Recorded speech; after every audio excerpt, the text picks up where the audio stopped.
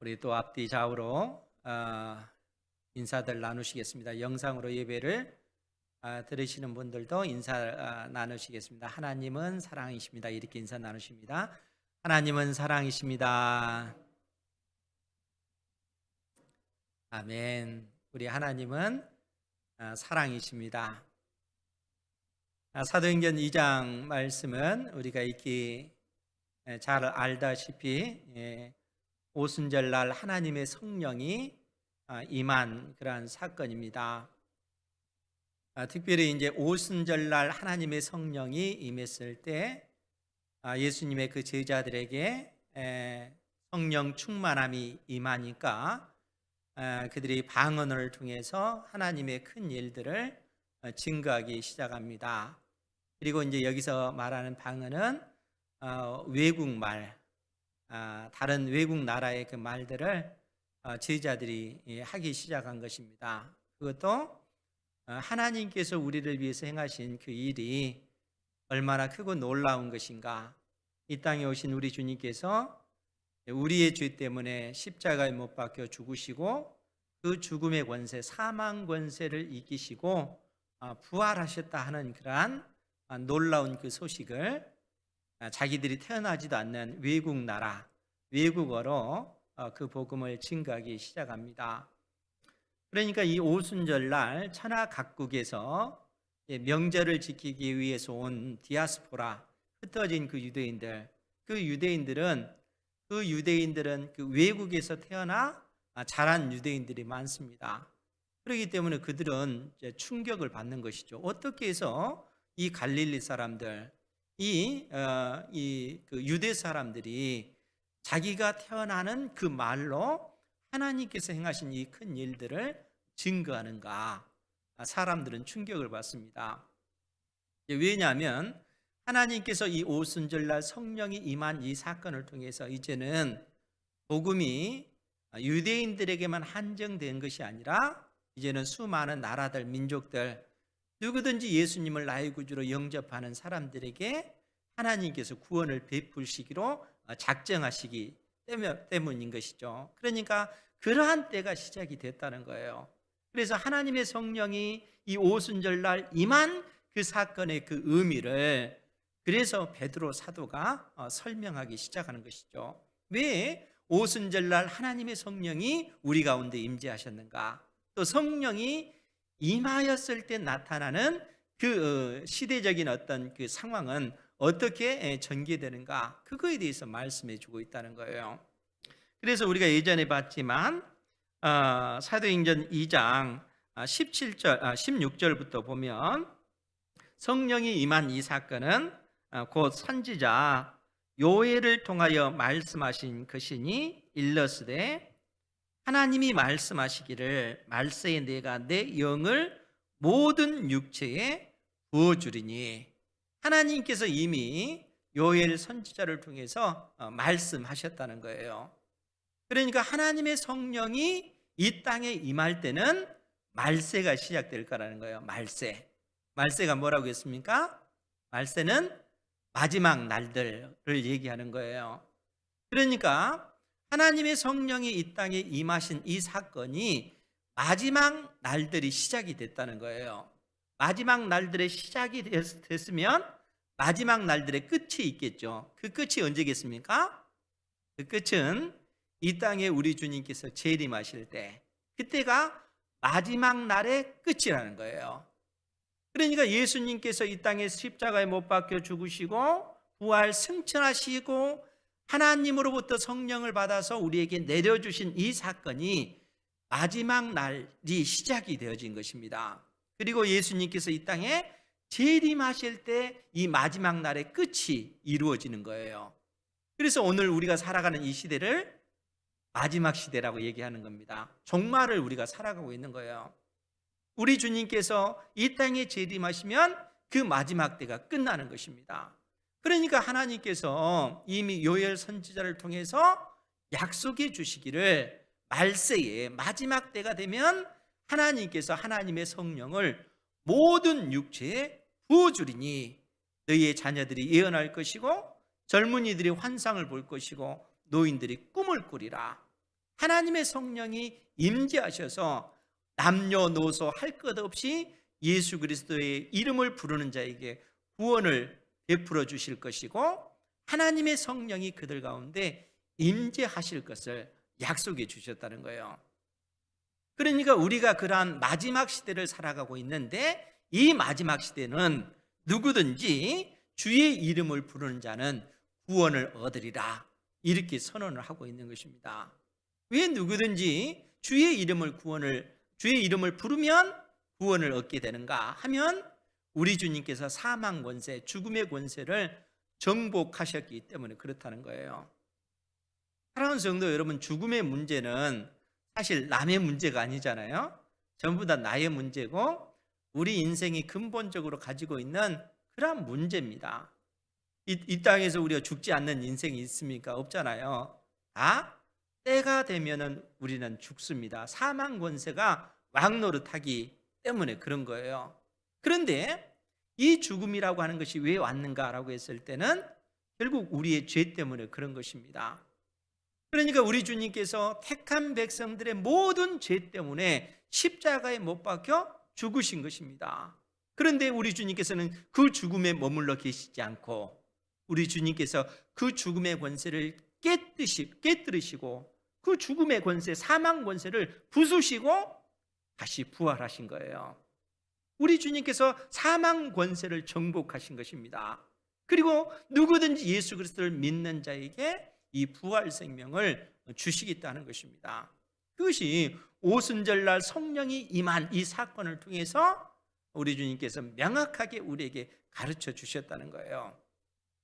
그렇기 때문에 오늘 그 베드로 사도가 이러한 어떤 놀라운 그 일들을 유대인들에게 증언하면서 오늘 말씀을 하고 계십니다. 우리가 37절부터 봤는데 36절에서 베드로 사도가 그래서 그 얘기를 하는 거예요. 그런즉 36절입니다. 그런즉 이스라엘 온 집은 확실히 알지니, 이스라엘 온 집은 확실히 알지니 너희가 십자가에 못 박은 이 예수를 하나님이 주와 그리스도가 되게 하셨느니라.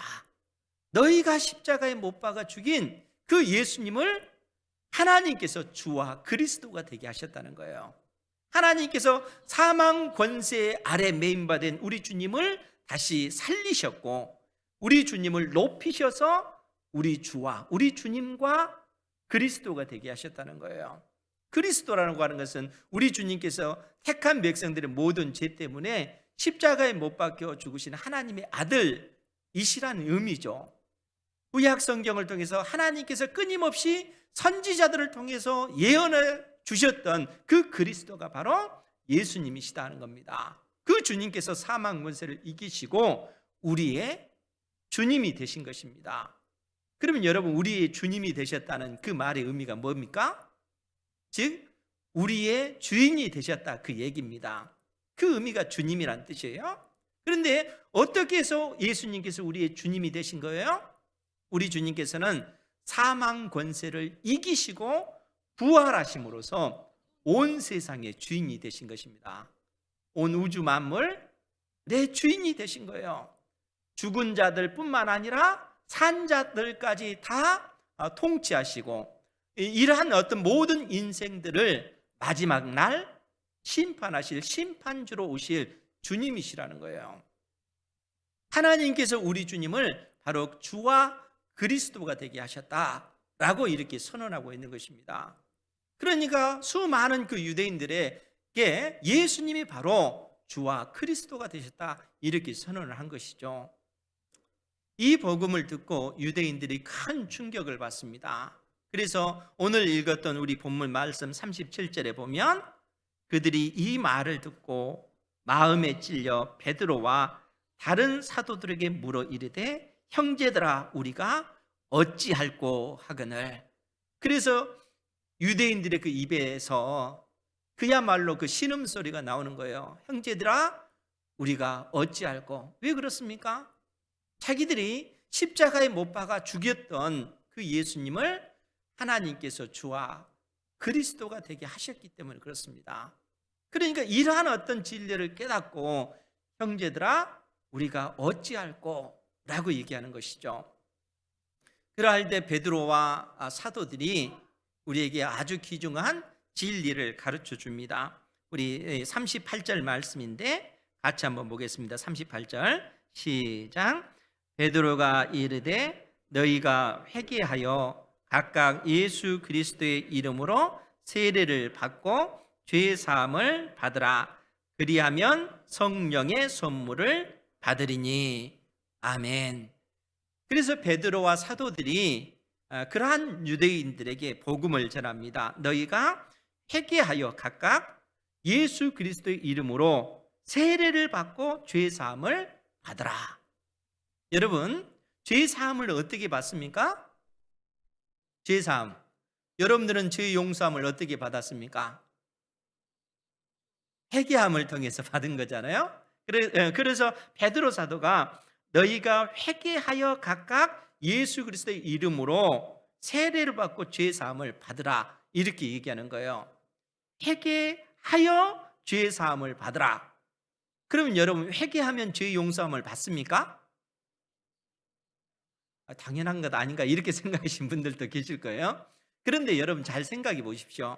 우리가 회개하면 죄 용서함을 받을까요?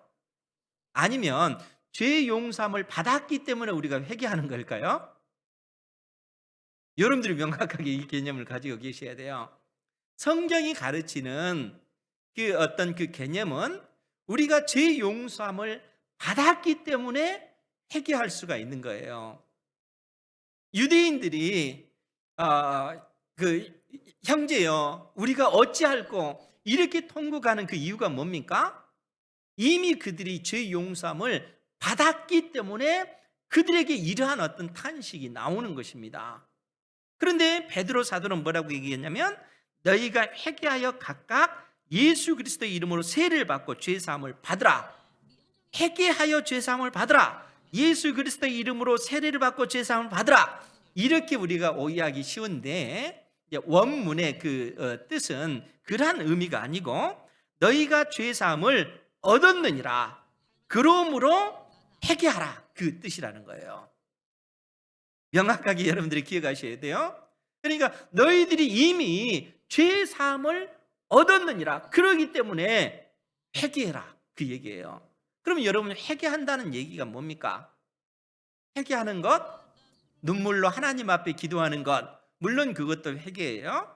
그런데 회개의 본 의미는 우리가 감정적으로 눈물을 흘리고 통곡하고 하는 그러한 의미를 회개다 이렇게 얘기하지 않고 내가 지금껏 걸어가는 그 길이 옳다고 걸어갔던 그 길이 잘못된 길이다 하는 사실을 깨닫고 돌이키는 것이 회개입니다. 그러니까 베드로 사도가 지금 유대인들에게 뭐라고 얘기했냐면 지금까지 너희들은 하나님을 예배한다고 하면서 열심으로 오히려 하나님께서 보내신 예수 그리스도를 대적하고 예수 그리스도를 십자가에 못 박아 죽이는 그러한 일을 했다는 거예요. 그런데 그러한 너희들의 모든 죄를 하나님께서 이미 용서하셨다는 거예요.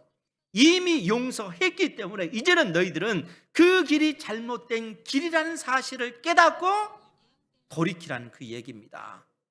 돌이켜서 너희들이 예수 그리스도 앞에서 예수 그리스도의 이름으로 세례를 받으라 그 얘기입니다.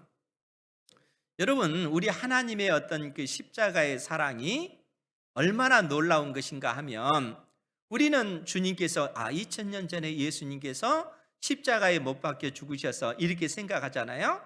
그런데 하나님께서는 이 십자가의 그 사랑을 단순히 시간 속에 공간 속에 갇히는 사건으로 만들어 두지 않았습니다. 2000년 전에 예수님께서는 십자가에 못 박혀 죽으셨는데 이제는 누구든지 예수님께서 나의 죄 때문에 십자가에 못 박혀 죽으신 하나님의 아들이다 하는 사실을 믿는 자에게 과거, 현재, 미래와 상관없이 누구든지 그 신앙을 가진 자에게 하나님의 자녀가 되는 권세를 주셨습니다. 우리의 모든 죄를 깨끗이 다 용서할 뿐만 아니라 우리가 하나님의 자녀로 살 수 있는 그런 은혜를 주셨다는 거예요. 그렇기 때문에 오늘 베드로 사도가 뭐라고 얘기했냐면 너희가 회개하여 각각 예수 그리스도의 이름으로 세례를 받으라 그 얘기예요.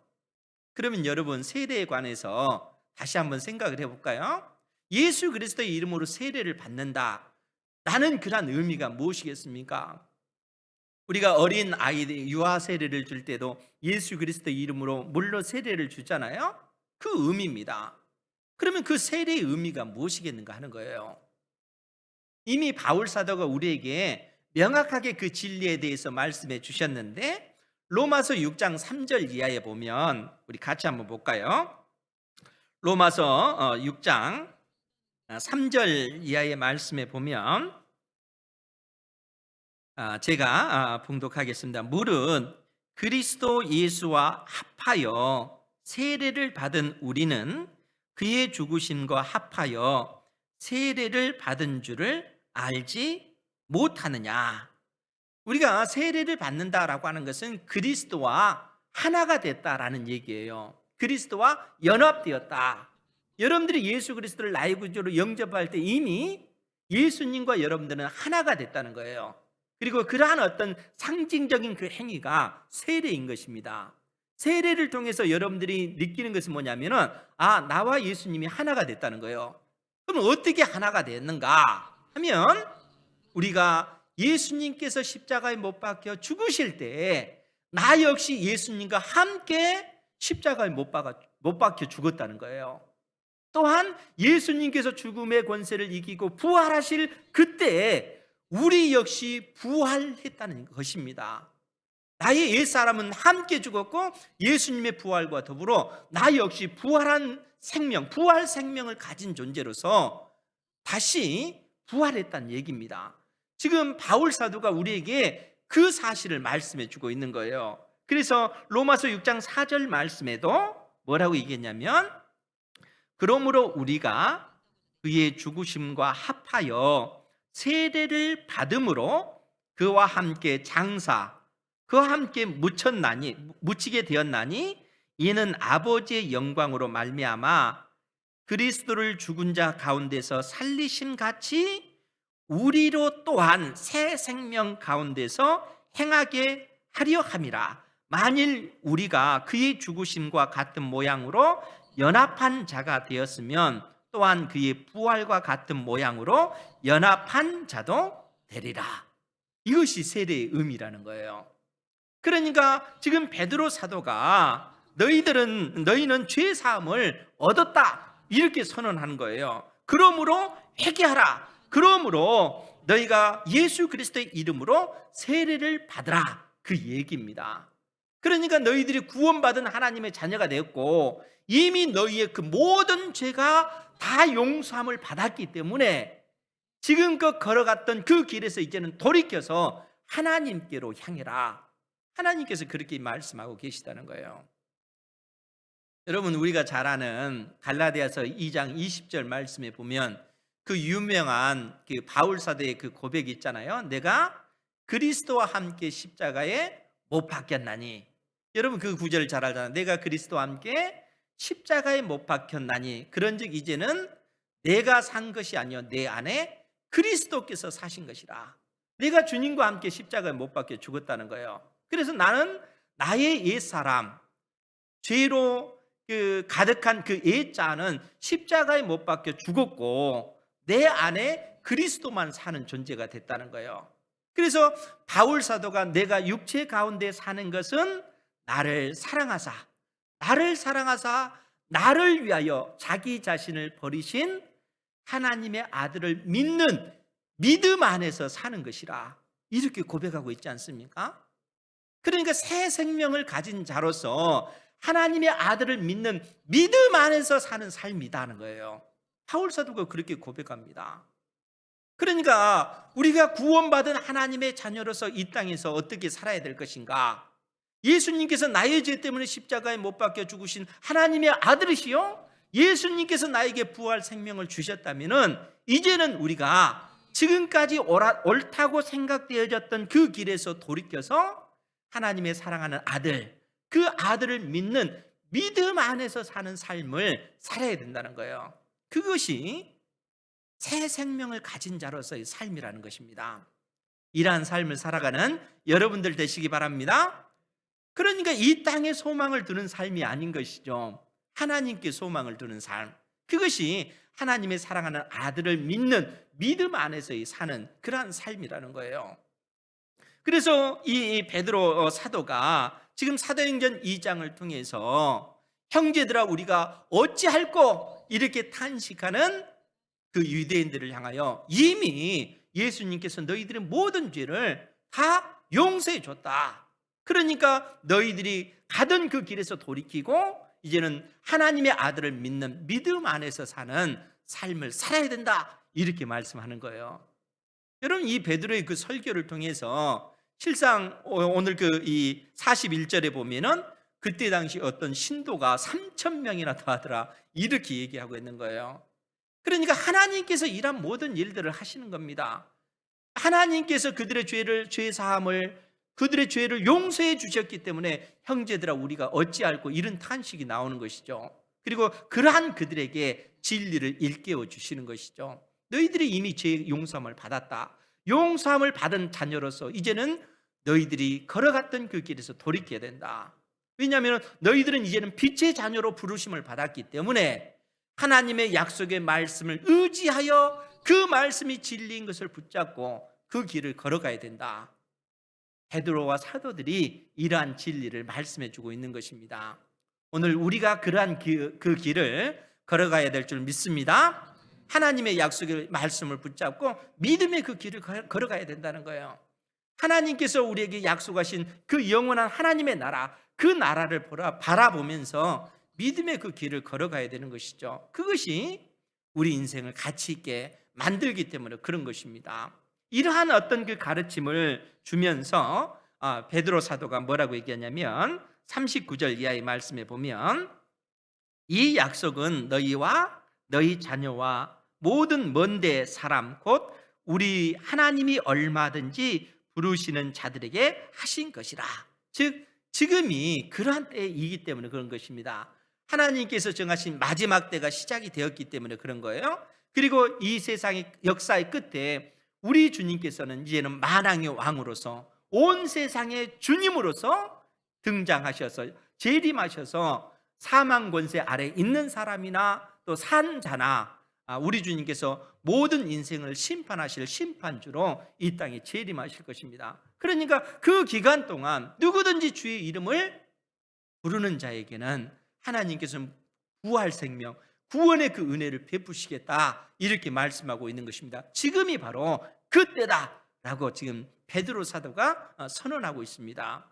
그러면서 베드로 사도를 비롯한 사도들이 그들을 권면합니다. 40절 41절에 보면 또 여러 말로 확증하며 권하여 이르되 너희가 이 패역한 세대에서, 이 패역한 세대라고 하는 것은 하나님을 대적하는 세대, 하나님께서 보내신 아들 예수 그리스도를 십자가에 못 박아 죽이는 하나님께 반역하는 이 세대에서 구원을 받으라 하니 그 말을 받은 사람들은 세례를 받음에 이날의 신도의 수가 3,000이나 더하더라.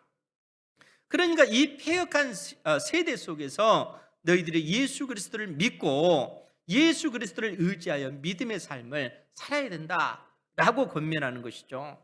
그러니까 사도들이 다양한 측면에서 여러 말로 확증하고 여러 말로 이 유대인들에게 권면하여서 너희들이 믿음 위에 굳게 서야 된다라고 말씀하고 있는 것입니다.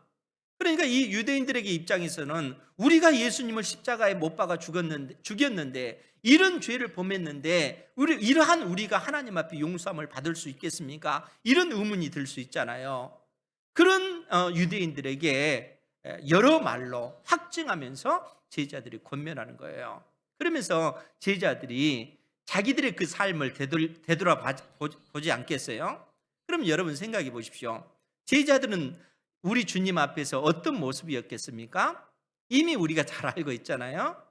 마태복음 26장에 보면은 그 유명한 제자들이 예수님을 배신하는 그 사건이 나오는데 예수님께서 십자가에 못 박혀 죽으시기 직전 그 전날 밤에 제자들에게 무슨 말씀을 하십니까?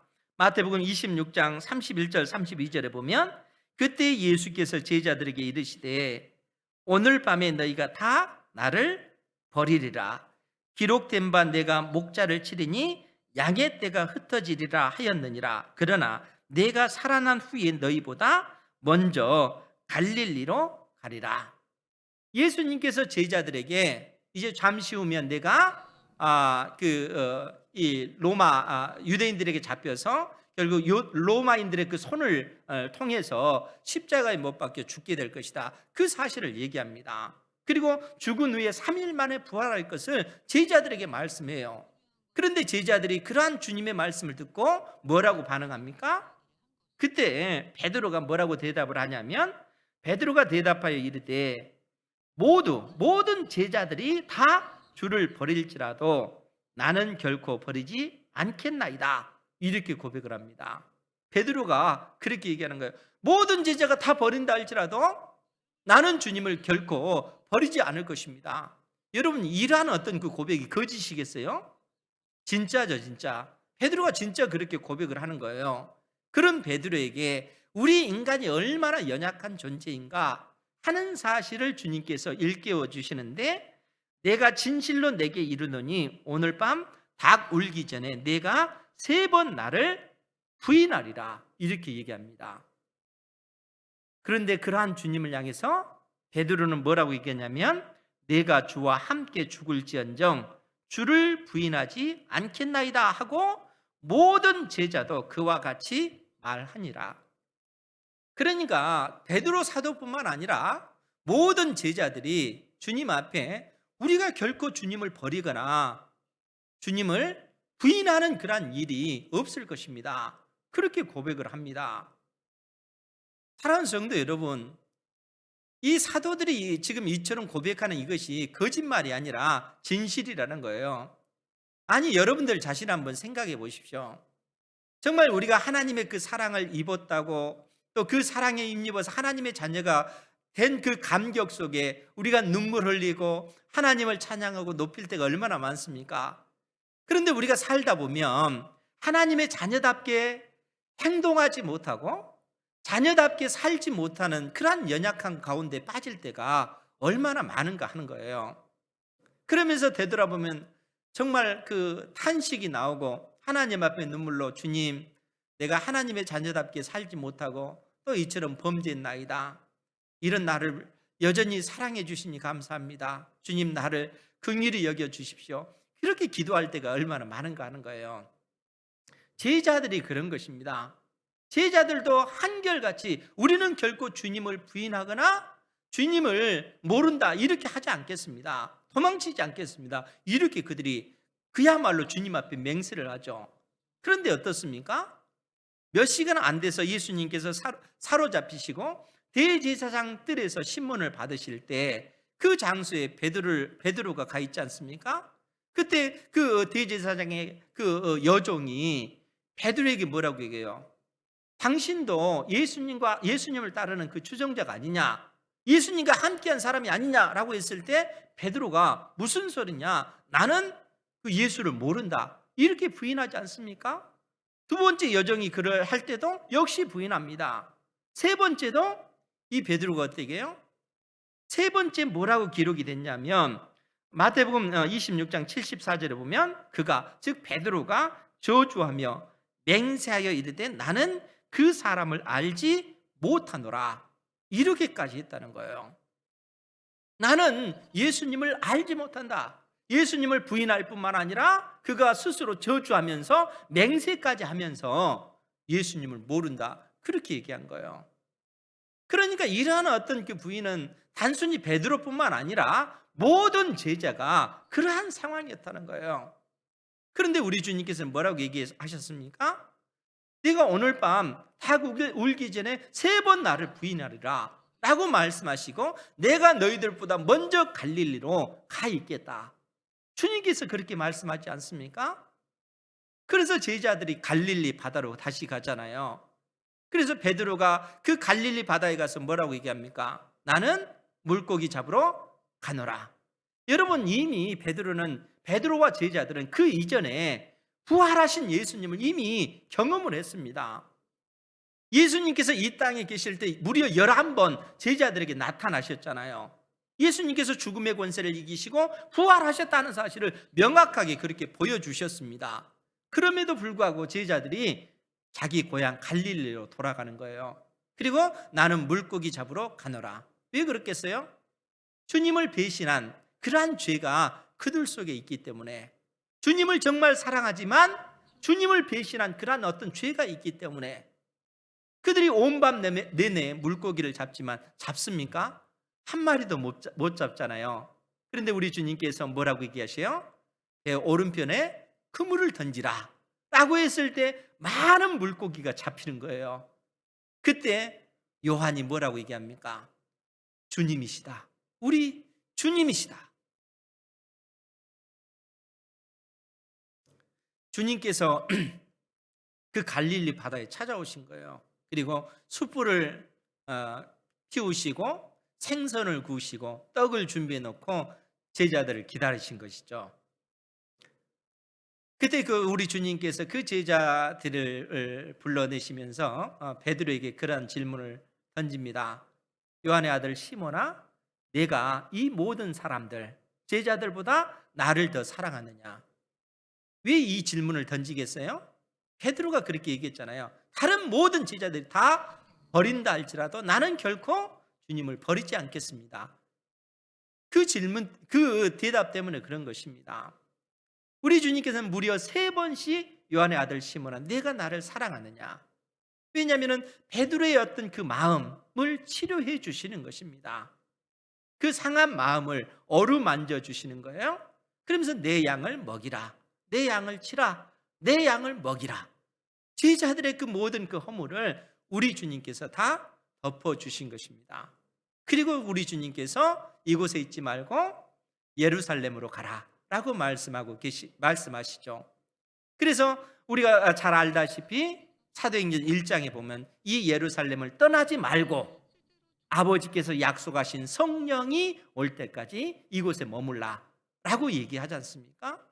그리고 오순절날 하나님의 그 성령이 임재하신 거예요. 그리고 하나님의 성령이 임재했을 때 너희들이 십자가에 못 박아 죽인 그 예수를 우리 주님께서, 우리 하나님께서 주와 그리스도가 되게 하셨다, 이렇게 선언하는 것입니다. 이러할 때 유대인들이 형제들아 우리가 어찌할꼬? 왜 그렇습니까? 그들이 알지 못하는 가운데 하나님의 아들 예수 그리스도를 십자가에 못 박아 죽이는 이 악을 그들이 범했기 때문에 그렇습니다. 그런 그들에게 제자들이 뭐라고 얘기하겠어요? 너희들은 알지 못하는 가운데 이러한 악을 행하지 않았느냐?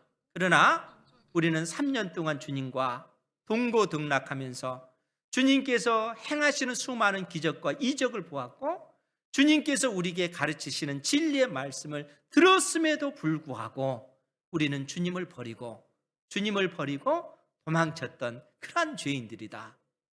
그러한 우리의 죄까지 용서하신 주님의 사랑이다. 우리의 그 모든 죄, 너희들은 모르고 그렇게 했지만 우리는 알면서도 그러한 죄를 범했음에도 불구하고 우리 주님께서 우리의 모든 죄를 다 사하셨다라고 이렇게 선언하는 것입니다. 사랑하는 성도 여러분, 예수님께서 십자가에 못 박혀 죽으신 그 죽음은 우리의 모든 죄, 우리가 어떠한 죄악 가운데 있다 할지라도, 심지어 우리가 알든 모르고 지었던 죄든 심지어 알고 범했던 죄라 할지라도 우리 주님의 어떤 그 사랑은 그런 죄 많은 우리 인생을 덮어주신다는 거예요. 우리 모든 죄를 다 용서해 주셨습니다. 우리를 깨끗하게 해 주셨습니다. 우리의 모든 죄를 다 용서해 주셨기 때문에 우리에게 그렇게 말하는 거예요. 이제는 너희들이 걸어갔던 그 길에서 돌이키라, 회개해라. 그리고 하나님께서 주신 생명의 그 말씀을 의지하여 믿음의 그 길을 걸어가야 된다. 그것이 빛의 자녀로서 걸어가야 될 그 길이 아닌가라고 지금 묻고 있는 것입니다. 이러한 길을 걸어가는 여러분들 되시기 바랍니다. 예수님께서 우리의 모든 죄, 우리의 모든 허물을 깨끗하게 다 용서해 주셨다는 거예요. 우리 주님의 예수님의 그 십자가의 그 피가 용서 못할 그 죄는 없습니다. 여러분들이 여기 예배드리기 오기 직전에 지었던 그 죄를 알지라도 다 용서함을 이미 받았다고 하나님께서는 선언하고 계셔요. 그리고 우리를 향해서 내가 이제는 빛의 자녀이기 때문에 빛의 자녀답게 믿음의 그 길을 걸어야 된다.